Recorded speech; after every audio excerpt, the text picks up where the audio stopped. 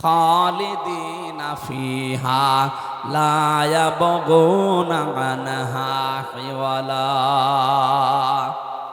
কোন মানুষ যদি জান্নাতে একবার যেতে পারে, আল্লাহ কোনো দিন তাকে বের করে দেবে না, আর সে বের হতেও চাইবে না।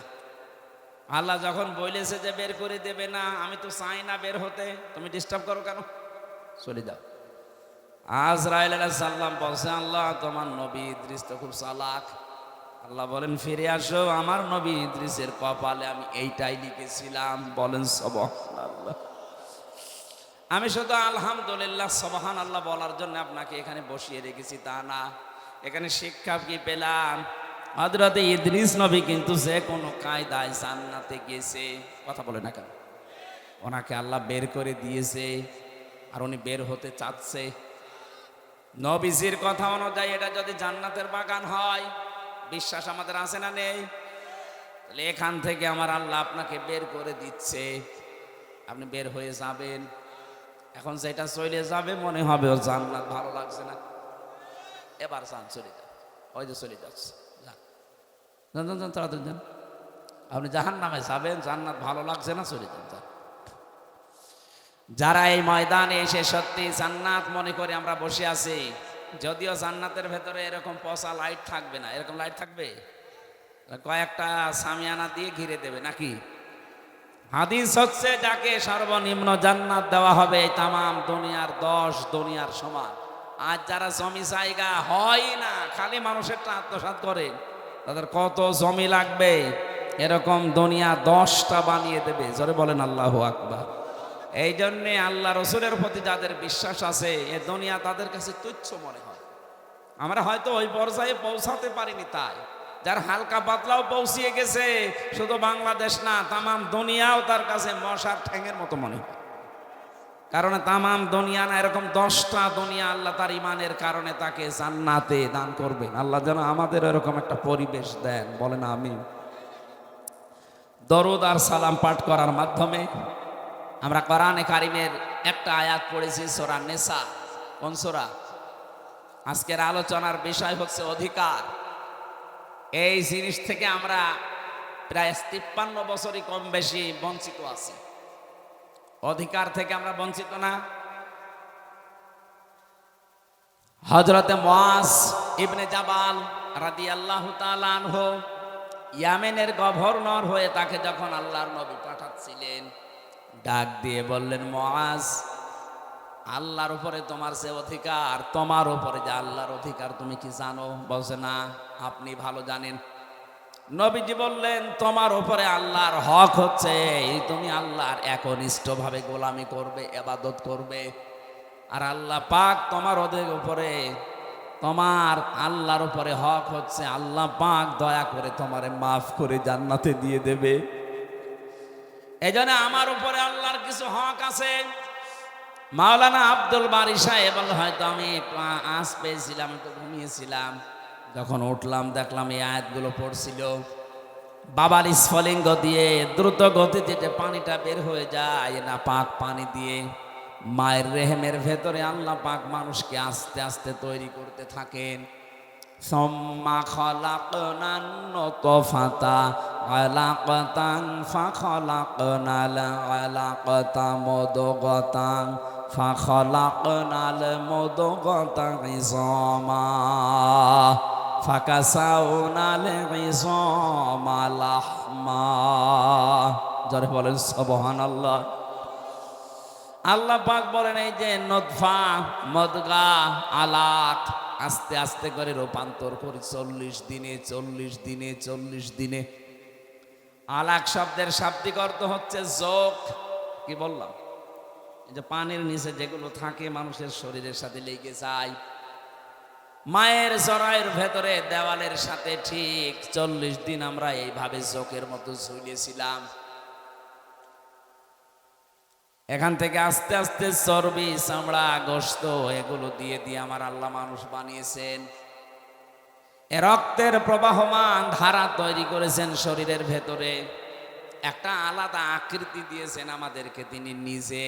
এই যে ফেরেশতাদের দেখতে পাচ্ছেন এই বডিটা, এটা ফেরেশতারা বানিয়েছে। আর এই যে আকৃতি যেটা মুখ, এর ভেতরে আল্লাহ 5টা ইন্দ্রিয় শক্তি দিয়ে আল্লাহ নিজে বানিয়েছেন। বলেন সুবহানাল্লাহ। এ মাথার ভেতরে জিনিস আছে কয়টা? বলেন বলেন। যে চিন্তা আসে কোন জায়গা থেকে? মাথা থেকে। বলেন না কেন? শোনেন আপনি কি দিয়ে? কান দিয়ে। কথা বলেন, নিঃশ্বাস নিচ্ছেন, দেখছেন আপনি চোখ দিয়ে। 5টা ইন্দ্রিয় শক্তি গুরুত্বপূর্ণ, এগুলো সব এই মাথা কেন্দ্রিক। আল্লাহ এই জন্য নিজে এটা তার হাত দিয়ে বানিয়েছেন। লাকাদ খালাকনাল ইনসানা ফি আহসানি তাকওয়িম। অবশ্যই আমি সব চাইতে সুন্দর আকৃতি দিয়ে বানিয়েছি মানুষকে। কে বলছেন? আরো জোরে বলেন। এত সুন্দর করে আমি মানুষ বানালাম। পৃথিবীর একটাই সৃষ্টি, এই যে কাবা শরীফ, যদিও কালো গিলাপ দিয়ে ঢেকে রাখা আছে। দুনিয়ায় কত কিছু তো কালো দেখি আমরা। এই যে ভমর কালো, কোনো মানুষ একবার ভমর দেখে আর একবার তাকাতে মনে বলে আমি পাইনি। কথা বলছে না কেন? পেঁচা, বাঁদর, চামচিকা, এরা নিজেরা তো কালো, আবার কালো জিনিসেরা ভালোবাসে, অন্ধকার। এই জন্য এদের যা চেহারা, এদের একবার দেখলে আর একবার দেখতে মন চায় না। কাবা শরীফ কালো, একটা এমন একটা আকর্ষণ আল্লাহ ওর ভেতরে দিয়েছেন, যতবার তাকাবেন মনে হয় আর একবার তাকায়। নবীজি জানিয়েছেন পৃথিবীর 2টা জায়গা আছে যেখানে তাকিয়ে থাকলেই সওয়াব হয়। একটা কাবা শরীফ, আর একটা আপনার মা আর বাবা। জোরে বলেন সুবহানাল্লাহ। মায়ের দিকে, বাবার দিকে কেউ যদি মহব্বতের নজরে তাকিয়ে থাকে, একটা নফল হজের সওয়াব হয়ে যায়। সাহাবী বললেন, হে নবী, আমি যদি 100 বার তাকাই? বিশ্ব নবী বলেন, মা বাবার দিকে 100 বারও যদি কেউ তাকায়, 100 বারই নফল হজের সওয়াব হবে। অথচ কয়েকদিন আগে যে রংপুরের নীলফামারী, কিশোরগঞ্জ একটা থানা আছে, ওখানে যেয়ে দেখলাম বৃদ্ধাশ্রমে এই লাইনে আর এই লাইনে কত মা বাবা বসে চোখের পানিগুলো ফেলছে। এদের চোখের দিকে তাকালে আমি বুঝতে পেরেছি এরা সন্তানের জন্য বরদোয়া করছে। যে মায়ের দিকে, বাবার দিকে শুধু তাকালেই হজের সওয়াব হয়ে যায় নফল। অথচ ওরাও তো কোনো মা বাবার সন্তান ওদেরও আছে, ওরা রেখে এসেছে নিজের ইচ্ছা করে ওই বৃদ্ধাশ্রমে। একটা সন্তান বলেন তো কখন তার মার বাবাকে বৃদ্ধাশ্রমে রেখে আসে? আমার যতটুকু মায়া মহব্বত ইমান আছে, আমার দ্বারা সম্ভব না। যদি আমার বউ, ছেলে, মেয়ে সব ছেড়ে দেওয়া লাগে, তাও আমার মার বাবাকে বৃদ্ধাশ্রমে রেখে আসা সম্ভব না আমার ইমানে। ওরা তো রেখে এসেছে। কথা বলে না কেন? ওরা রেখে এসেছে কোন কারণে? ওদের পেছনে কোনো কারণ আছে। আমি একবার রাঙ্গামাটি গিয়েছিলাম, লন্দদু থানা, ওখানে একটা বৃদ্ধাশ্রম আছে। বললাম আমারে নিয়ে চলেন তো দেখি আসি। যে দেখি একটা লোক কলেজের প্রফেসর কাঁদতেছে। কি আপনি, কি হয়েছে? বলছে আমার মা। আর মায়ের কাছে একটু দাঁড়ালাম, দেখি কি বলে। মৃত্যু সজ্জায় ডাক দিয়ে বলছে, ওই আমার সন্তান, আমি যখন মারা যাব, আমার মাথার ওপর যে ফ্যান ঘুরছে, এই ফ্যানটা তুই পাল্টিয়ে দিবি, নতুন ফ্যান লাগিয়ে দিবি আমি মরে গেলে। ছেলে কৌতূহল নিয়ে বলছে, মা তুমি তো মরেই যাবে, মরে গেলে আবার ফ্যান কি হবে? মা বলছে দরকার আছে, কারণ তুই আমার সাথে যা করলি, আমার মন ডেকে বলছে তোর সন্তানও তোকে এখানে কিছুদিন পরে রেখে যাবে। কথা বলেন না কেন? গতকালকে পেপারে এসেছে, ঢাকা বিশ্ববিদ্যালয়ের একজন অধ্যাপক, 2টা ছেলে, একটা মেয়ে, একটা আমেরিকায় থাকে, একটা লন্ডনে থাকে, আর একটা অস্ট্রেলিয়ায় থাকে। 3 জনই প্রতিষ্ঠিত। ওর বউ মারা গেছে। ওই 3 ভাই বোন মিলে সিদ্ধান্ত নিয়ে বাবাকে রেখে গেছে বৃদ্ধাশ্রমে। অথচ তো সে নিজে বলছে আমার ঢাকায় ফ্ল্যাট ছিল 3টা। আমার বড় ছেলে চালাকি করে ফ্ল্যাটগুলো সব লিখে তার নিজের অ্যাকাউন্টে টাকা নিয়ে নিয়েছে। আজ আমার যেহেতু কিছু নেই, মেয়েটা আছে অস্ট্রেলিয়ায়, আর ছেলে দুইটা কেউ লন্ডনে কেউ আমেরিকায়, তাদের অভাব নেই, কিন্তু এই মানুষগুলোর পাশে একটা ঘর আমার জন্য হয়নি যে একটা রুমে আমি থাকবো। যেই কয়টা ছেলে আর মেয়ে এরা আমাকে এদের বোর কারণে শেষ পর্যন্ত এই বৃদ্ধাশ্রমে রেখে গেছে। 3 বছর পরে পরে নাকি একটা চিঠি লিখে বাবার কাছে, অথচ লোকটা ঢাকা বিশ্ববিদ্যালয়ের শিক্ষক ছিল। অনেক দেখলাম কথা বলতে বলতে মরে গেল। এই লোকটা হাও মাও করে কাঁদছে। আমারে বলছো, হুজুর আপনি দাঁড়িয়ে আছেন দেখলেন, আপনি আমার উপরে আবার খারাপ ধারণা করেন না, এ দোষ আমার না, এই দোষ আমার বোর। আমার 2টা ছেলে মেয়ে আছে, তাদের দিকে তাকিয়ে আমার বউকে আমি তালাকও দিতে পারি না। আজ 3 মাস আগে আমি এখানে রেখে গিয়েছিলাম আমার মাকে, তারে নিয়ে বড় ঝামেলায় পড়েছিলাম। বারবার আমার বউ আমার তাকিদ দেয় যে এই বুড়ি যদি থাকে আমি তোমার ভাত আর খাবো না। কি করবো, ছেলে মেয়ের দিকে তাকিয়ে বাধ্য হয়ে মাকে রেখে গিয়েছিলাম এখানে। বাবা আমার ওই ছোটবেলায় মারা গেছে, আমি একটা কলেজের অধ্যাপক, অথচ এখন কি হয়ে গেল দুনিয়া থেকে আমার আর নাম ধরে ডাকার মতো কেউ নেই।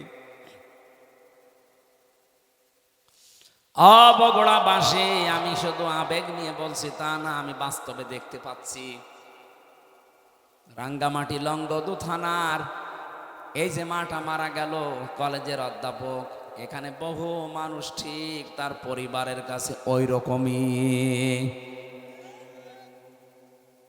একটা বাবা 8টা 10টা 16 17 20 22 25টা ছেলে মেয়ে আমি দেখেছি। 25টা ছেলে মেয়েকে বাবা মানুষ করতে পারছে এক হাতে এক কাঁধে তুলে নিয়ে, অথচ 25টা ছেলে মেয়ে মিলেও একটা বাবা আর মাকে খাবার দিতে পারে না। শেষ পর্যন্ত 15 দিন বা 1 মাস করে পালাপালি করে নেয়। বগুড়াতে নেই। সিদ্ধান্ত নেওয়া লাগবে, আমার মা বাবাকে যদি আলাদা করতে কেউ চাই দুনিয়া থেকে, আমি দরকার হয় তারে আলাদা করে দেব। সম্মানিতা মা বোনেরা, আমি নিজে স্বামী, আল্লাহর কসম করে বলছি, আমি সহ যত স্বামী এখানে বসে আছে, কোন স্বামী কিন্তু মন থেকে চাই না যে আমার বিয়ের পরে আমার মা বাবা আলাদা হয়ে যাক। না, আমি যা খাবো আমার মা বাবা তাই খাক, আমি না খেয়ে থাকলে ওরা না খেয়ে থাক, তারা আমার সাথে থাক। কথা বলে না কেন? এই পরিবেশটা আমরা অনেক জায়গায় দেখছি নষ্ট হয়ে গেছে। বিয়ে করার কিছুদিন পরেই সন্তান আর পেরে ওঠে না, শেষ পর্যন্ত এই মা বাবাকে হয় আলাদা করে দেয়, নাই বৃদ্ধাশ্রমে দিয়ে দেয়। কথা বলেন ঠিক কিনা? এই ছেলেটার পেছনে যে সবচাইতে বেশি ভূমিকা পালন করেছে এটা তার বউ, আর এই বউকে কোট বুদ্ধি দেয় ওখান থেকে এই বউর মা আর ওর বড় বোন, ওখান থেকে খালি ইনজেকশন পাঠায়, ওই কতদিন থাকবে একসাথে, আলাদা হয়ে যা, আরামে খেতে পারবি। আমি কি বেশি বলে ফেললাম?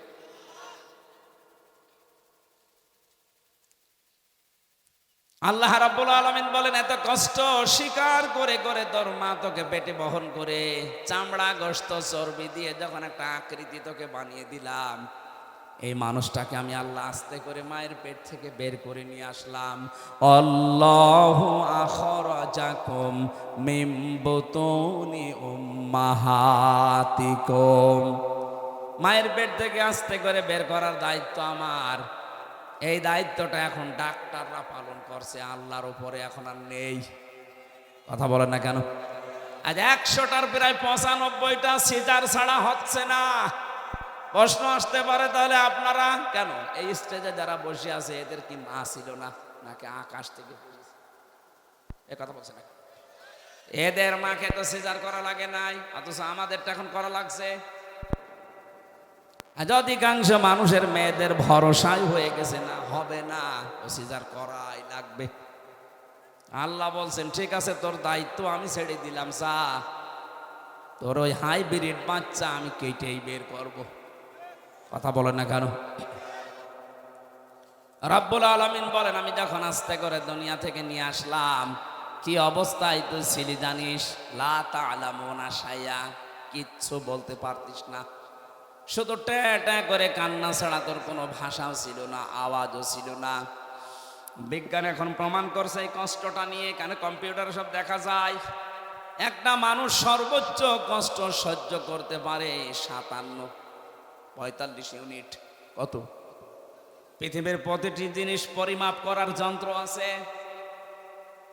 এই যে প্যান্ডেলটা, এটা কতটুকু, এটা পরিমাপ করার জন্য একটা অস্ত্র আছে না, ফিতা আছে, ফিতা। আপনি কাউকে দেন, সেই ফিতা দিয়ে মাপ দিয়ে বলতে পারবে এটা কতটুকু।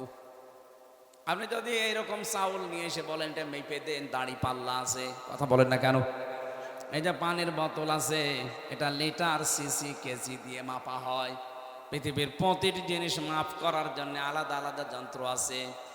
আল্লাহ পাক বলেন, তোর মা তোকে দুনিয়ায় আনতে যে কষ্টটা পেয়েছে, ডেলিভারির কষ্ট, এইটার জন্য একটা পরিমাপের যন্ত্র আছে। এই কষ্টটা পরিমাণ হচ্ছে 45 ইউনিট। এর বেশি হলে পুরুষ মানুষ মারা যাবে।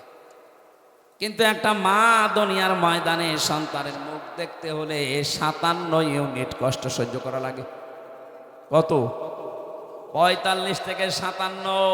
আপনি টের পাচ্ছেন? রব্বুল আলামিন বলেন, আস্তে আস্তে যখন তোকে এভাবে নিয়ে এসে কথা বলা শেখালাম, খাওয়ালাম, এভাবে হামসা বানালাম, তোর প্রতি আমার কিছু দায়িত্ব আছে। আমি তোকে যা যা দেওয়ার সব দিয়ে দিয়েছি। এখন তোর উপরে আমি আল্লাহ কিছু চাই। এইটা, ওয়াবুদুল্লাহ, তোরা আমার ইবাদত করবি। কার ইবাদতটা কি, এইটাই আমরা অনেকেই জানিও না, মানিও না। অনেকে মনে মনে ভাবে না, আবার বেঁচে ফেললে আবার কাজ করা লাগবে, জানি না তাই মানি না, ভালো আছি না। একটা সাফ কথা শোনে, ইসলামের কোন নিয়ম নীতি যদি আপনি জানেন কিন্তু মানেন না, তাহলে আপনার একটা গুনাহ হবে। কয়টা? আর ইসলামের কোন নিয়ম আপনি জানেনও না, মানেনও না, আপনার ডবল গুনাহ হবে। কেন বলেন তো? কারণ আপনি জানাও ফরজ, মানাও ফরজ। জানার ফরজ আপনার আদায় হয়েছে, মানার ফরজ আদায় হয়নি, এজন্য গুনাহ হবে কয়টা? কিন্তু আপনি জানেনও না, মানেনও না। আপনার জানার ফরজ যেহেতু আদায় হয়নি, মানার ফরজও আদায় হয়নি। এই জন্য যারা বলে জানার নাম ইসলাম না, মানার না ইসলাম, এটা একটা শয়তানি। আপনি না জানলে মানবেন কি করে? এলাকায় বহু মানুষ আছে সুদ খায় কিন্তু জানে না এই ধান্দায়। ও মনে মনে ভাবে আল্লাহর কাছে আমি বলবো, আল্লাহ আমি জানতাম না। কথা বলছে না? এই যে যারা টাকা ছেড়ে রাখেন, 1000 টাকা ছেড়ে দেয়, 1 মাস পরে 1200 টাকা করে নেয়, এটা যে সুদ হয় অনেকে জানে না। না, আপনি বলবেন যে আমি জানি না। এই যতদিন বলবেন যে আমি জানতাম না, ততদিন আপনার অসুবিধা নেই। কিন্তু যেই বলবেন আমি জানতাম, তিনি জেনে করলেন কেন? এই ধারণা আমাদের ছিল যে জানতাম না তাই আল্লাহকে বলবো আমি জানি না তাই মানি না। না, আপনার গুনাহ হবে ডবল। আপনি জানেন না কেন? আমি কি জেনে এসেছি? আমার জানা লেগেছে। এই কথা বলছেন না কেন? এই এলাকায় হয়তো এই গুনাহ এখনো আরম্ভ হয়নি। এই যে টাকা ছেড়ে রাখে, টাকা আসে, কিন্তু অনেক জেলায় এটা আছে। এই এলাকায় যারা এই কাজ করছেন, টাকা ছেড়ে রাখেন আর টাকা আসে, এটা প্রকাশ্য সুদ। মায়ের সাথে জেনা করার মতো গুনাহ করছেন আপনি। এটা ছেড়ে দেওয়া লাগবে। কারা কারা এই গুনাহ ছেড়ে দেবেন? হাত তোলেন তো। এই এলাকায় তো চলছে 180 মাইল বেগে। ঠিক আছে, আপনারা এই এলাকাতে প্রায় সবই মায়ের সাথে জেনা করছেন। সে না খেয়ে থাকেন, না খেয়ে মরে যান, তারপরও জাহান্নামে যাওয়া লাগবে না। কিন্তু মায়ের সাথে জেনা করে গেলে জাহান্নামে শুধু না, ইদাফ লাহুল আযাব ইয়াউমাল কিয়ামা, জেনাকারীদের শাস্তি ডবল হবে। কয়টা বলেন? এই গোনাটা এখনো পর্যন্ত আপনার এলাকায় আছে, আর আপনি নামাজ পড়েন, রোজা রাখেন, হজ করে আসেন। কিসের হজ করেন?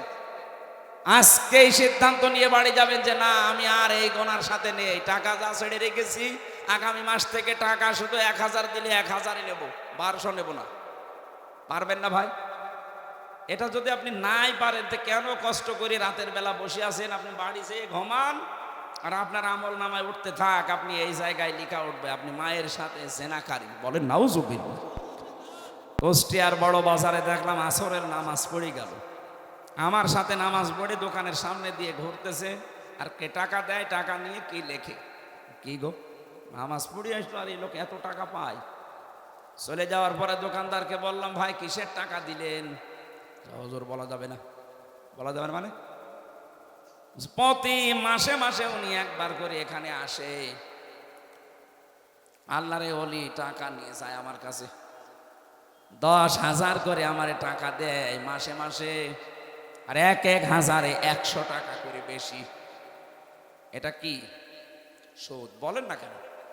এগুলো স্বর্ণের দোকানে দেখলাম বেশি দেয় ওরা।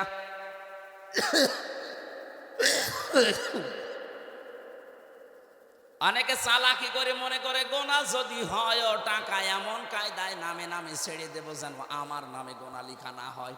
অনেকে বউর নামে টাকা ছাড়ে, জাহান নামে যদি যায় বউ যাবে। আপনি একটা হিন্দু মানুষ, আপনি ভুল ধরলেন আমার স্যারের যে উনি 4 বিয়ে করেছে। উনি আমারে লজিক দিচ্ছে যে একটা পুরুষ মানুষ যদি 4টা বিয়ে করতে পারে, একটা মহিলা কেন 4 বিয়ে করতে পারবে না? মহিলা পারবে না কারণ এক মহিলার পেটে যদি 4 জনের বীর্য যায় আর সন্তান যদি হয় তো কারে বাপ বলে ডাকবে? এটা তো আমি বললাম, আমারও জবাব দিচ্ছে আর একটা, হ্যাঁ বাপ বলে ডাকারও সিস্টেম আছে। সন্তান হবার পরে ডিএনএ টেস্ট করবে, এইভাবে বলছে যে ডিএনএ টেস্ট করে দেখবে যে এটা কোনটার জিনিস, তাহলে সেটারে বাবা বলবে। এই তো যুক্তি ঠিক আছে, কিন্তু এই যে একটা জন্ম দিলে না এক বাবার হয়, 4টা দিলে তো জারজ হয়ে যাবে। কোরআনে কারিমের যে আয়াতগুলো ওরা আমাদের চাইতে, আমরা তো খালি পড়ছি, এই যে 10টা ক্ষমতার কথা বলছি এমনি না, আমরা পড়ছি ওই মানুষগুলো এই 10টা ক্ষমতা জেনে পড়তো কিন্তু বিশ্বাস করতো। আল্লাহ যে সব কিছুর উপরে ক্ষমতা রাখে এটাও বিশ্বাস করে না, কিন্তু আল্লাহর ক্ষমতা আছে এটাও পড়ে। আল্লাহু লা ইলাহা ইল্লাহু আল হাইয়ুল কাইয়্যুম, তিনি চিরঞ্জীব, তিনি চিরস্থায়ী। লা তাখুযুহু সিনাতুন ওয়ালা নাওম, তিনি ঘুমান্ত না, ঘুমের ঝিমকিও তার আসে না। এ পর্যন্ত ওরা পড়ে। তো এর ভেতরে 4টা ক্ষমতার কথা অলরেডি চলে গেছে। সুবহানাল্লাহ বলতে পারেন নাই? কয়টা? এই যে পর্যন্ত পড়লাম এর ভেতরে 4টা ক্ষমতার কথা আল্লাহর চলে গেছে। উনি চিরঞ্জীব, উনি চিরস্থায়ী। আজ কত মানুষের মারা যাওয়ার পরে চিরঞ্জীব লিখে দিচ্ছে, চিরঞ্জীব মুজিব, নাউজুবিল্লাহ। এই শব্দটা দুনিয়ায় কারো নামে লাগানো জায়েজ নেই। উনি কি মুজিবকে আল হাই ছিল যে চিরঞ্জীব হয়ে গেছে? একজন শুধু চিরঞ্জীব, যার কোনো মরণ নেই। কে বলেন তো? আরো জোরে বলেন। সুতরাং যারা বিভিন্ন জায়গায় এরকম মূর্তি বানিয়ে, ভাস্কর্য বানিয়ে লিখে দিয়েছেন চিরঞ্জীব মুজিব, এটা কোরআনে আয়াতুল কুরসির সাথে সাংঘর্ষিক। কেউ যদি বিশ্বাস করে লেখেন আপনার ঈমান চলে গেছে। এরপরে যে একটা একটা করে ক্ষমতার কথা আছে, আমি একটু টাচ দেই। যারা আয়াতুল কুরসি পড়লে আজরাইলের হাত থেকে, কষ্টের হাত থেকে বেঁচে যাবেন, উনি যেহেতু নিজে জানিয়েছে আজরাইল, আপনি এই 10টা ক্ষমতা বিশ্বাস করে আপনার জীবনে মিলাবেন, দেখবেন যে আসলে মেলে কিনা। 1 নম্বরে সব কিছুর উপরে ক্ষমতা কার? আরো জোরে। কিন্তু আমরা অনেকেই বিশ্বাস করি, বগুড়াতেও আছে, ক্ষমতার উৎস এরা বলে জনগণ। না, এটা আয়াতুল কুরসির সাথে যায় না। আপনি যদি এই বিশ্বাস করে থাকেন যে ক্ষমতার উৎস জনগণ, আর আপনি আয়াতুল কুরসি পড়ে, আপনার কথার সাথে আপনার বিশ্বাসের মিল নেই। এই কথা বললেন না কেন? আজরাইলের এই কষ্টের হাত থেকে আপনি বাঁচতে পারবেন? বলেন বলেন। আরে ভাই, আপনাকে আমি বাঁচাতে চাই। আপনারও কবরে যাওয়া লাগবে, আমারও ওই মরণের সামনে সামনে যন্ত্রণা আসতেছে। এটা তো আমি বানিয়ে বলছি না। সূরা নাহাল 14 নম্বর পারা 9 নম্বর পৃষ্ঠা 9 নম্বর লাইনের 32 নম্বর আয়াতের তাফসীর বাড়ি যে মিলাবেন। মরণের বিছানায় যখন আছাড় দিয়ে পড়বেন, আল্লাহ তাআলা বলেন, আল্লাযীনা তাতাওয়াফফাহুমুল মালাইকাতু তাজ্জিবিনা ইয়াকুলুনা সালামুন আলাইকুম উদখুলুল জান্নাতা বিমা কুনতুম তা'মালুন। বলেন আল্লাহু আকবার। এখানে আলেম যারা আছে তাদেরকে বলছি, এবার এখানে কয়েকটা গুরুত্বপূর্ণ শব্দ আমি পড়লাম। এক নম্বরে তাজ্জিবিনা। আল্লাহ পাক বলেন হামজা যখন বিছানায় পড়বে আষাঢ় দিয়ে মউতের ওই বিছানায়, ফেরেশতারা আগে আসবে। যদি তোমার জানটা পবিত্র হয়ে থাকে, যে তাজ্জিবিনা, তাজ্জিবিন মানে শুধু এই পোশাক আশাক পবিত্র না, শুধু শরীর পবিত্র না, তাজ্জিবিন মানে চিন্তা চেতনা বিশ্বাস এগুলোর পবিত্রতা না। আপনি পবিত্র হতে হলে আপনার চিন্তা পরিষ্কার করা লাগবে, আপনার ভাবনা, আপনার বিশ্বাস, আপনার আকীদা, আপনার কর্মজীবন, আপনার ব্যবসা বাণিজ্য অর্থনীতি এগুলো পবিত্র করা লাগবে, পরিষ্কার করা লাগবে, সাফ করা লাগবে। অথচ আজ আমরা পোশাকের পবিত্রতার জন্য, শরীরের পবিত্রতার জন্য, সাফ করার জন্য যত ব্যস্ত, আমাদের বিশ্বাস এবং আকীদা পরিষ্কারের জন্য অত ব্যস্ত না। কথা বুঝতেছে? আমি আস্তে আস্তে ডোজ নিয়ে যাচ্ছি। যখন আপনি পড়ে যাবেন বিছানায়, আপনার বিশ্বাস, আপনার আকীদা, আপনার চিন্তা চেতনা যদি পরিষ্কার দেখে ফেরেশতারা না এটা পবিত্র আছে, তখন বলবে সালামুন আলাইকুম, তোমাদের উপরে আল্লাহর শান্তি। উদখুলুল জান্নাহ, ওই যে জান্নাত দেখা যাচ্ছে, প্রবেশ করো। জোরে বলেন সুবহানাল্লাহ। আমাদের জীবনে এরকম একটা মুহূর্ত আসুক, আমরা চাই না? বলেন বলেন। এজন্য আয়াতুল কুরসি পড়লে আজরাইল আর কিছু বলবে না, বিষয়টা এমন না। 10টা ক্ষমতা বিশ্বাস করে তারপরে পড়া লাগবে। আল্লাহ আমাদেরকে এইভাবে পড়ে আজরাইলের হাত থেকে বেঁচে যাওয়ার তৌফিক দেন, বলেন আমিন। হযরতে ইদ্রিস নবী বলেছিলেন, ফেরেশতা আমি মরতে চাই। আমি শুনেছি যে সব কিছু মিথ্যা হলেও মরণের যন্ত্রণা মিথ্যা না। আপনি আমারে দেখান, আমারে মেরে ফেলেন, কেমন কষ্ট লাগে আমি দেখব, এরপরে আবার আমারে জীবিত করে দেবেন, কারণ জান কবজ করার দায়িত্ব তো আপনার। ঠিক আছে। দ্বিতীয় নম্বর শর্ত আমার, আপনি বলেছিলেন জান্নাত জাহান্নাম এগুলো আমি আল্লাহর কাছ থেকে জানি। জান্নাত জাহান্নাম আছে, জাহান্নামে কেমন করে আল্লাহ শাস্তি দেয় ওই শাস্তিটা আমি চোখে দেখব, আমারে দেন। জাহান্নামের ভেতরে দিয়ে দেন, আমি দেখিয়ে তারপরে আপনি আমারে আবার বের করে দেবেন। ঠিক আছে। জান্নাতের ভেতরে কি শান্তি আছে, কি আরাম আছে, কি আনন্দ আছে, এগুলো আমি দেখব। এই নিয়ামত এগুলো দেখা শেষ হয়ে গেলে আপনি আমারে আবার বের করে দেবেন। ঠিক আছে। মরণের যন্ত্রণার এই কথা বলার পর ফেরেশতা আজরাইল আল্লাহকে বলেছিলেন, রব্বুল আলামিন গিয়েছিলাম তো ভালো জায়গায় নবী মনে করে, কিন্তু এই লোকটা তো ভেজাল, ও মরতে চায়। আল্লাহ পাক বলেন, আমার বান্দা যখন আকাঙ্ক্ষা করেছে, ঠিক আছে কাজ করো। মেরে ফেললেন, আবার জীবিত করে দিলেন। আমি তাফসীরের ভাষায় হাদিসটা পড়তে গিয়ে দেখেছি, এই যে হযরতে ইদ্রিস নবী কিন্তু শক করে মৃত্যুবরণ করেছিলেন। কি করে বলেন বলেন? শকের মরণ কেমন হয় দেখি, মৃত্যুর যন্ত্রণাটা। হযরতে ইদ্রিস নবী পরবর্তীতে দুনিয়ার মানুষকে জানিয়েছে, তোমরা জানো এই যে শক করে যে মরতে গেলাম, শকের এই মরণে কেমন কষ্ট হয়েছে। জীবিত ছাগলকে জিন্দা অবস্থায় চামড়া খুলে লবণ দিলে যেরকম লাগে, আমার ওইরকম লাগছিল। ও বগুড়াবাসী, শকের মরণে যদি এই হয়, আমরা যারা মরতে রাজি না তাদের কিছুই হবে না। তারপরও তো তিনি একজন নবী। ঠিক আছে, আপনি আমারে নিয়ে চলেন জাহান্নামে। জাহান্নাম আমি দেখতে চাই কেমন করে আল্লাহ শাস্তি দিচ্ছে। দেখালেন জাহান্নাম ঘর ঘর করে আবার বের করে নিয়ে আসলেন, নিয়ে যান আমারে জান্নাতে। জান্নাতের ভেতরে প্রবেশ করিয়ে সব দেখাচ্ছে, সব শেষ হয়ে গেছে। বলছে কি এবার চলেন। হযরত ইদ্রিস নবী ডাক দিয়ে বলে, আল্লাহর ফেরেশতা চলে যাও। আমি যাব না। কেন? কারণ আমি আল্লাহর বাণী এটা জানি। কি করবেন না, আমি বলছি আপনি জানতেন না তাই মানতেন না, এ কথার কোনো ভিত্তি নেই। জানেন না কেন, এটা আপনার অপরাধ। এটা কি বলেন বলেন? আপনার উপরে আল্লাহর হক এইটা যে নেই থেকে আপনাকে আব্দুল বারী আল্লাহ বানিয়েছে। আপনার প্রতি আল্লাহর কিছু হক আছে।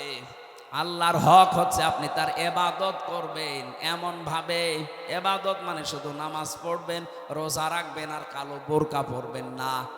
এই যে কথা বলছি, এই কথাটাও ইবাদত। এই কথা বলেন না কেন? যে মানুষের সাথে দেখা হলে হাসি মুখে কথা বলা, এটাও কি? বলেন বলেন। সালাম দেয় যারা, 90টা নেকি পায় তারা প্রথমে। জবাব দেয় যারা, এই মানুষটা নেকি পাবে 10টা। এবার আমার প্রশ্ন, সালাম দেওয়া সুন্নাত আর জবাব দেওয়া ওয়াজিব, ওয়াজিবের দাম বেশি না সুন্নাতের? এই জায়গাটা পুরা উল্টানো। কোরআনে কারিমে জানিয়েছে, সূরা নূরের ভেতরে আছে 61 নম্বর আয়াতে, ঘরে প্রবেশ করতে হলেও তোমাকে সালাম দিয়ে ঢোকা লাগবে। তাহলে ওই ঘরের ভেতরে আল্লাহর পক্ষ থেকে একটা বরকত আল্লাহ নিয়ে নেবেন। বলেন সুবহানাল্লাহ। এখানে বহু আল্লাহ ভক্ত মানুষ, নামাজ রোজা করা মানুষ, কিন্তু এইটার বেলায় দেখা যায় লজ্জা পায়, বাড়িতে ঢোকার আগে স্ত্রীকে ছেলে মেয়েকে সালাম দিতে চায় না। এরকম মানুষ নেই? সমস্যা আছে কিছু কিছু। আজকেই যদি বাড়ি যেয়ে সালাম দেন, বলবে কি গো তোমারে কোন ভূতে ধরেছে? কালকে যে যৌতুকের টাকার জন্য আমার গালি গালাজ করে পিটাইলে আজকে সালাম দিচ্ছ, মানে আজ কোনো নতুন ধান্দা আছে? যে যা মনে করে করুক, আজকে থেকে আপনি ইসলামের এই কাজটা শুরু করেন। নবীজি জানিয়েছেন, যদি 25 বার করে দিনের ভেতরে সন্তানকে, স্ত্রীকে, পরিচিত মানুষ অপরিচিত মানুষ যদি সালাম দিতে পারেন 25 বার, কয়বার? সারাদিন 24 ঘন্টার ভেতরে যদি 25 বার সালামের প্রচলন আরম্ভ করতে পারেন, আপনি শাহাদতের মরণ পাবেন। আরো জোরে বলেন সুবহানাল্লাহ। বগুড়াবাসী, এই জন্য এবাদত মানে ওই শুধু নামাজ পড়া রোজা রাখা না। আপনি কথা থেকে শুরু করে একেবারে সংসার চালাবেন কি করে, সবটাই এবাদত। বলেন বলেন। আমি এবার আলেমদেরকে বলছি, এই আপনারা এটা ভালো করে শুনুন। 2 নম্বরে আয়াতে ছিল, ওয়ালা তুশরিকু বিহি শাইআ, তোমরা আল্লাহর সাথে শিরিক করবা না। কি করবা না? শিরিক কি? আল্লাহ যেটা পারে ওইটা অন্য কেউ পারে, এই বিশ্বাস করার নাম শিরিক। আর এই শিরিক যারা করে তারা মুশরিক। কথা বলছেন এ পর্যন্ত বুঝেছেন কিনা বলেন? আমি ক্লাস নিচ্ছি না, এটা ক্লাস চলছে। আল্লাহর সাথে যারা শিরিক করেন, আল্লাহ বলেন আমি যেটা পারি ওইটা অন্য কেউ পারে। ছেলে মেয়ে দিতে পারে কে? এটা কোনো পীর সাহেব পারে, কোনো কবরে শুয়ে আছে এই লোক পারে। এই বিশ্বাস অনেকে মহিলা করে না। বলেন বলেন।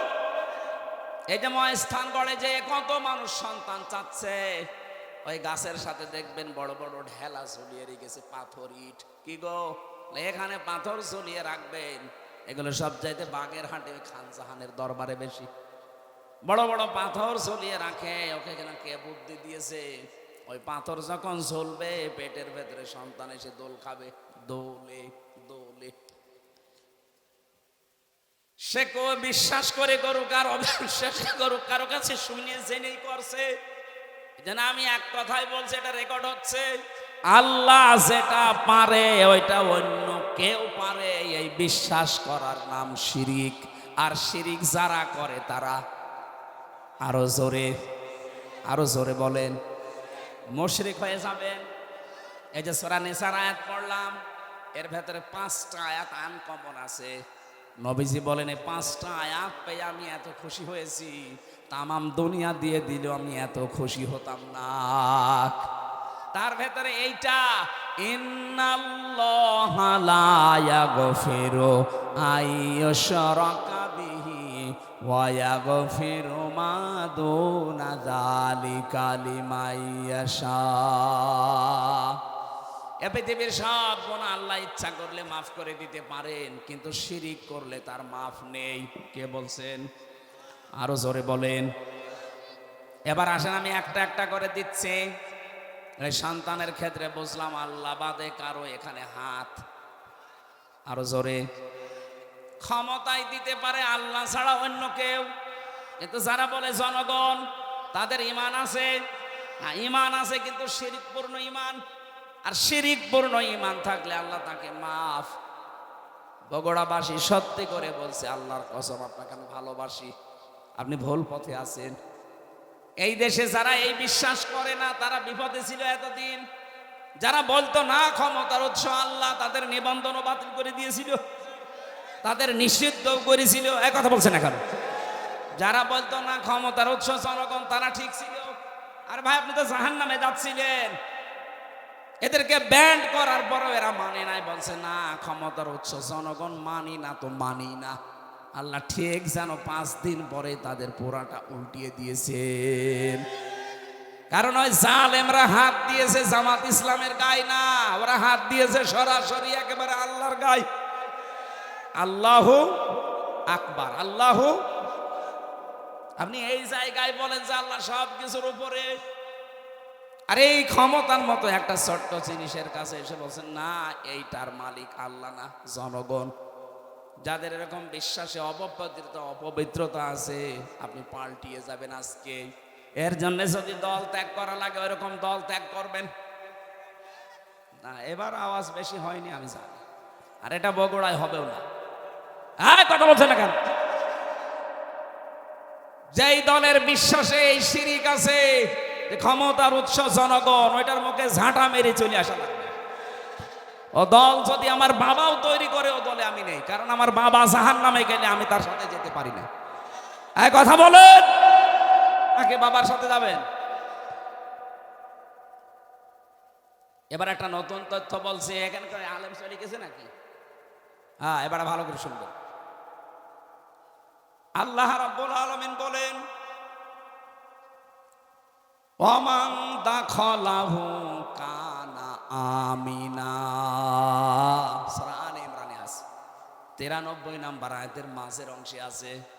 রব্বুল আলামিন বলেন, এই যে কাবা শরীফের যে চত্বরটা, এখানে কেউ প্রবেশ করলে তাকে আল্লাহর নিরাপত্তা দিয়ে দেয়। কে? কেন? ফিহি আয়াতুম বাজ্জিনাতুম, এখানে আল্লাহর বিভিন্ন নিদর্শন আছে। মাকাম ইব্রাহিম, একটা নিদর্শনের নাম মাকাম ইব্রাহিম, যেটা লিফট হিসাবে ব্যবহার করে ওই পাথরের উপরে দাঁড়িয়ে দাঁড়িয়ে ইব্রাহিম আর ইসমাইল নবী কাবা ঘর বানিয়েছিলেন। এই যে লিফট আবিষ্কার হয়েছে এই পাথর থেকে, দাঁড়ালে এই লিফটের মতো চলে যেত উপরে। আবার যখন মনে করতেন আমি নেমে পাথর আবার নিতে চাই, তখন আবার নিচে নেমে পড়তো। যারা হজে গেছেন দেখেছেন, কাবার পাশে কয়েক হাত ধরে হযরতে ওমর ওই পাথরটা ওখানে রাগিয়ে রেখেছেন, আগে কাবার সাথে ছিল। এখন মানুষের সুবিধার্থে এটা করা।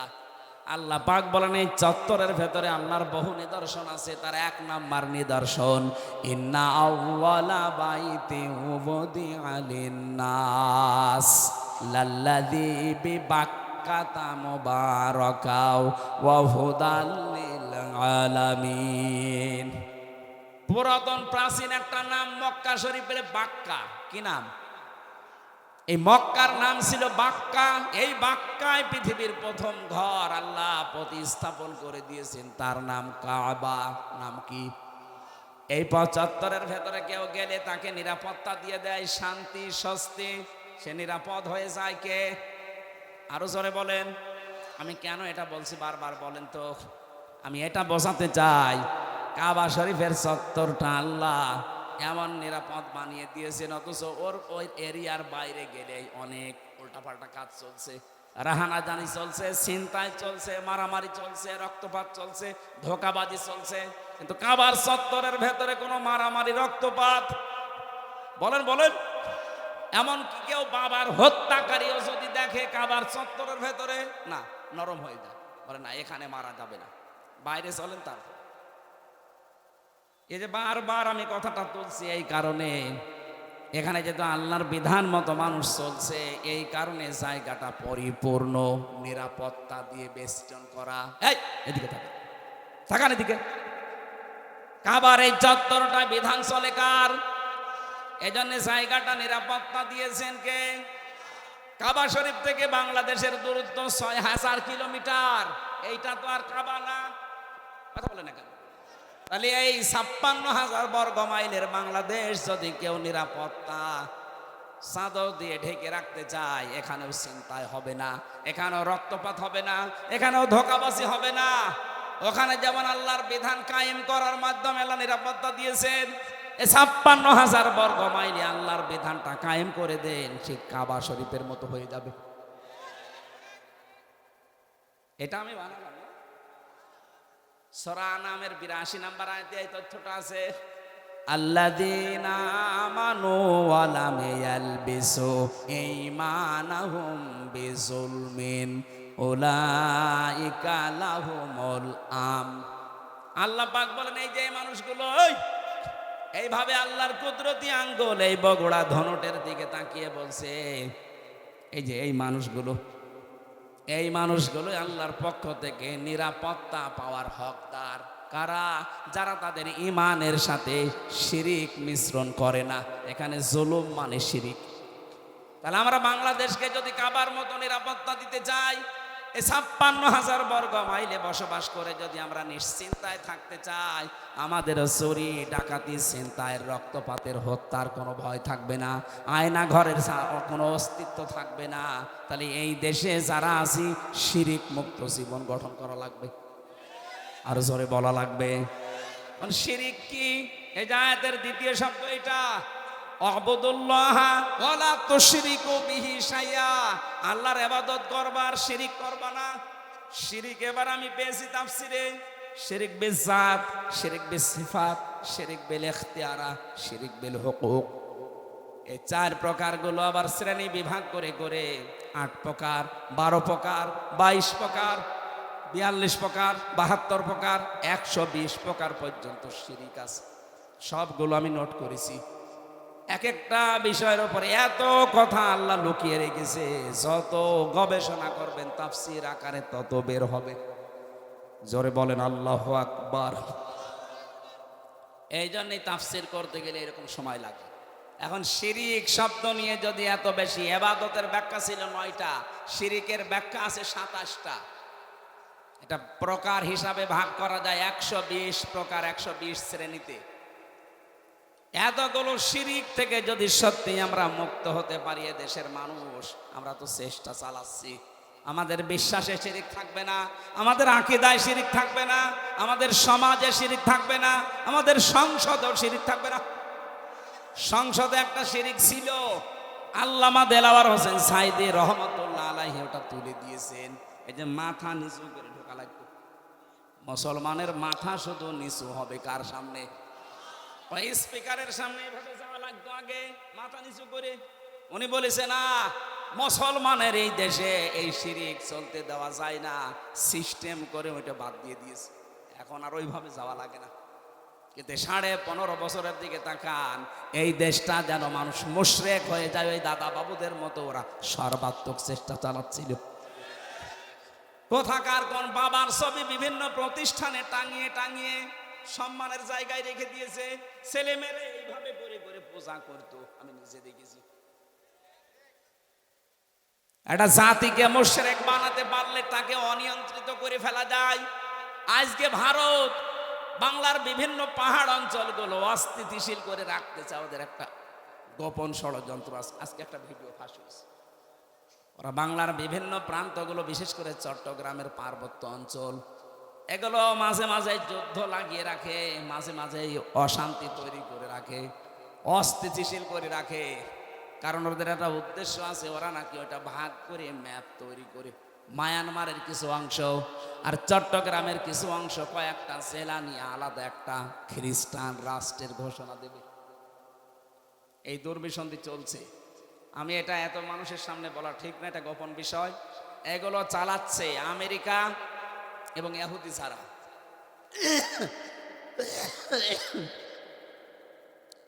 এদের এই গোপন ষড়যন্ত্র যদি বাস্তবায়ন হয়ে যায়, এই যে উপদেশটা 3 বার পাল্টিয়ে গেল, ডক্টর মোহাম্মদ ইউনূস থেকে একবার, এরপরে আবার কয়েকজন, এরপরে কয়েকদিন আগে আবার 3 জন। এগুলো এমনি এমনি করছে না, একটা দুর্বিসন্ধি আছে। সব চাইতে ভয়ঙ্কর এর ভেতরে এই ফারুকি, এই লোকটা মেয়েতে মেয়েতে, ছেলেতে ছেলেতে বিয়ে করা, এই যে সমকামিতা, এটা প্রমোট করে। এইগুলো নিয়ে সে সিনেমাও বানিয়েছে। এই যে পরকীয়া প্রেম করে মানুষ উদ্বুদ্ধ হয় কি করে, সে তার নিজের স্ত্রী তিশাকে এই সিনেমায় কাজে লাগিয়েছে। Third person singular number, bachelor, আমি উপন্যাস পড়েছিলাম, ওইগুলো দেখছে এখন সিনেমা বানাচ্ছে। আমার বিশ্ববিদ্যালয়ে থাকাকালীন একটা অভ্যাস ছিল, ক্লাসের পড়া যাই হোক আমি উপন্যাস পড়তাম খালি। এই দেখেছিলাম ওই সময়, ওইগুলো দিয়ে দিয়ে এখন নতুন নতুন সিনেমা তৈরি করছে। আর এগুলোর লেখক যারা, আমি ওই লেখকের নাম নিতে ঘৃণা করি। ওই মানুষগুলো যা করে গেছে, পরকীয়া প্রেমের মাধ্যমে পুরা একটা সংসার জাহান্নামে হয়ে যায়। 2, 3, 4, 5 সন্তানের ছেলে মেয়ের মা সব রেখে আল্লাহর রাস্তায় চলে যাচ্ছে। কথা বলছে না কেন? বলছে ঠিক, ওটা আল্লাহর রাস্তা, শয়তানের রাস্তা না। পরকীয়া প্রেমে যারা আছেন, আপনি আজকেই তওবা করে ওই মোবাইল নাম্বার ওই বান্ধবীর বলেন আর ওই পরকীয়া প্রেমিক প্রেমিকার এক্ষুনি ডিলিট করে দেবেন। ও বলছে ঠিক, তার মানে ওর মোবাইলে আছে। ওই এদিকে আস। আয়াতের দ্বিতীয় কথা ছিল, রব্বুল আলামিন বলেন, হে পৃথিবীর মানুষেরা, ওয়াল জারিদিল কুরবা ওয়াল জারিল জুনুবি ওয়াস সাহিবি বিল জামবি ওয়াবনিস সাবিল। পৃথিবীর ময়দানে যারা আত্মীয় স্বজন আছে, প্রতিবেশী হোক আর অনাত্মীয়, তাদের সাথে মিলমিশ করে চলবা, ভালো ব্যবহার করবা। আজ হাজারো মানুষের কারণে প্রতিবেশী অশান্তিতে আছে, অথচ লোকটা নামাজ পড়ে। কথা বলেন না কেন?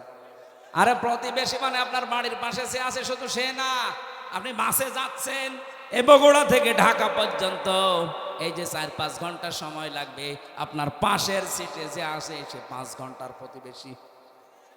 বলেন বলেন, আপনি সিট এমন ভাবে কাজ করে নিয়েছেন যে সে পা রাখবে সেই জায়গাও নেই।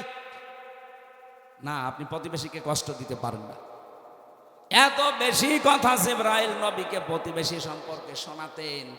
নবীজি বলেন, আমার মনে হচ্ছিল আমার জমি জায়গার ভাগ, এই মিরাজ, এইটাও নাকি প্রতিবেশীকে দেওয়া লাগতে পারে নাকি। আবার বলেন তো, এত গুরুত্ব স্যার তাদের সাথে আজ আমাদের সম্পর্ক দা কুমড়ার। এগুলো টাউনে তো আরো বেশি, গ্রামেও আছে। মুরগিতে ধান খেয়েছে, এই নিয়ে প্রতিবেশীর সাথে গন্ডগোল। বলেন বলেন, আমা মালাকাত আইমানুকুম, সাবধান, নিজেরা অধীনস্থ যারা আছে তাদের সাথে খারাপ ব্যবহার করবা না।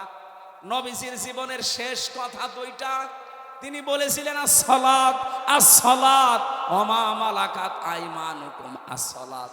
উম্মতেরা, আমি তোমাদের রেখে গেলাম, যাই করবা করবা, নামাজ ছাড়বা না। আর অধীনস্থ যারা আছে, কাজের লোক, মেয়ে ছেলে যাই বলেন, তাদের সাথে ভালো ব্যবহার করবা। নবীজির জীবনের শেষ কথা এইটা। আল্লাহ আমাদেরকে আয়াতটা বাস্তব জীবনে মেনে নেওয়ার তৌফিক দেন, বলেন আমিন। আল্লাহুম্মা আমিন। লা ইলাহা ইল্লা আনতা সুবহানাকা ইন্নী কুনতু মিনাজ জালিমিন। ও মাবুদ, আমার কণ্ঠে ব্যথা করছে, চাতক পাখির মতো তোমার বান্দারা শুনছে। আমরা কোরআনে কারিমের আয়াত থেকে যতটুকু শিক্ষা পেয়েছি, বাস্তবে আমল করার তৌফিক দাও।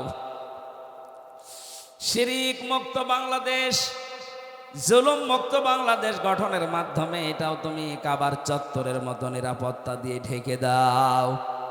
এ মাহফিলের আয়োজন করতে গিয়ে যারা শ্রম দিল, এই যুবকগুলোকে কবুল করো। যত মানুষের সাথে ইনভলভ আছে, আল্লাহ এদেরকে ওমরের মতো বানিয়ে দাও। সম্মানিতা মা বোনদেরকে কবুল করো। রব্বুল আলামিন বহু কষ্ট স্বীকার করছে আজকের এই অনুষ্ঠানের জন্য যারা, মা বোনেরা সহ প্রত্যেককে তুমি তার স্ব জায়গায় পুরস্কার দিয়ে দাও।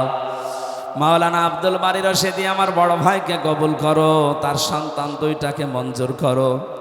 মাওলানা হোসাইন তার বাবাকে হারিয়েছে, মাফ করে দাও। আল্লাহ তাআলা, জালেমের জিন্দাখানায় 3টা বছর আমি বন্দী ছিলাম, আমি অসুস্থ হয়ে পড়েছি, আমার শরীরটা তুমি আগের অবস্থায় স্বাভাবিক করে দাও। এলাকায় মাটির নিচে যারাই ঘুমিয়ে আছে, কবরগুলো জান্নাতুল ফেরদাউস বানাও। আল্লাহ তাআলা, কোন জালেম যেন কিয়ামতের আগে বাংলার চেয়ারের বসতে না পারে, সেই ব্যবস্থা করে দাও। যারা দায়িত্বে আছে তাদেরকে সততা দাও, তাদের ভেতরে, তাদের কলিজায় জাহান্নামের ভয় তুমি ঢুকিয়ে দাও। রব্বুল আলামিন, আমি আবার বলছি আমার কণ্ঠটা তুমি ছেড়ে দাও। বারাকাল্লাহু লানা ওয়া লাকুম ফিল কোরআনিল আযীম।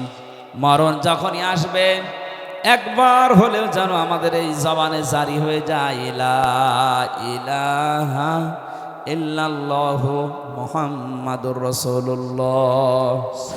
সালামু আলাইকুম। আমার এই যে লিখিত যে বই আছে গাড়িতে, ওইটা নিয়েছে।